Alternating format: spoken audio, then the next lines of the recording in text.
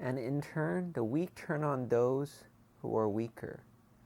I just read an article. It's a sad story about a guy, a bus driver in China, who ended up tried to kill the whole bus, killed most of them. But I was thinking about this concept that the weak turn on the weaker. And recently I've been biking a lot, and I was thinking how in Singapore, when you walk on the sidewalk, you sometimes have these guys zooming by on their little motorized bicycles. And it's quite dangerous, but my friend's point is, where else are they going to be? On the street with the cars? There's no bike lanes in Singapore. It's like, yeah, I guess so. They try to squeeze in with the pedestrians. It's safer for them, but not as safe for the pedestrians. And if you go to Amsterdam, where bicyclists have their own lanes, you also have somebody zooming by, and they're called mopeds, or they're basically little motorcycles. And they're way too wide, I think, to be taking those things. But yes, where are they going to be? With the cars, it's too dangerous for them. And I guess it's just true in general that if it's safe for you, it's probably not as safe for somebody else, at least transportation-wise on the road, because there's only so much room. So this took place in Anshun in China, a rural area, but obviously there's a lot of people because everywhere in China has a lot of people. And the driver was not feeling the best, shall we say. He was quite upset.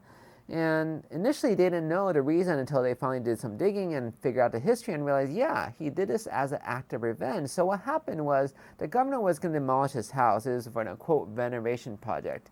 But they didn't actually compensate him. They gave him a laughable pittance, 70,000 yuan, which is 10,000 US, which is nothing. For a 40 square meter house, that's a big place. Land is worth way more than that.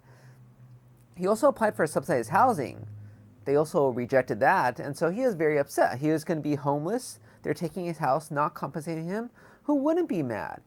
So he drank a little bit of alcohol. Before he started his shift, he filled up his flask for his work with alcohol, and then on his shift, a few minutes in, drank a little bit more at a stop, and then he just made that turn all the way across the road, 5 lanes, and crashed right into that lake. 21 people died, 15 were injured. Some were students who just finished their entrance exams, who had bright futures ahead of them, right? Isn't it sad? A lot of people criticized him for cowardice, but one person made a comment I think is very apropos. Let me read it to you. The weak have no way to resist the powerful, and in turn the weak turn on those who are weaker. Isn't that true today? The people who can't resist the powerful, all they could do is turn on those who are even weaker. You see that all over in the world today. You look at the protesters, they get upset. They want to burn stuff. Whose stuff are they going to burn? Well, the poor people's. Not the rich people's. The rich people won't put up with that. They're going to defend their property, and they have means. I don't know if you know, but rich people live quite different lives than the rest of us. Like, you may think fire is indiscriminate, but no, that's not true. In LA, where all the stars have their houses in the hills in the fire hazard zone, apparently they have private firefighters. So when the rest of the people don't have enough firefighters, these people have hired private fighters to protect their property. Not even about protecting your life, it's about protecting your property. But that's the truth, right? If you're weak, you only could affect the people who are weaker.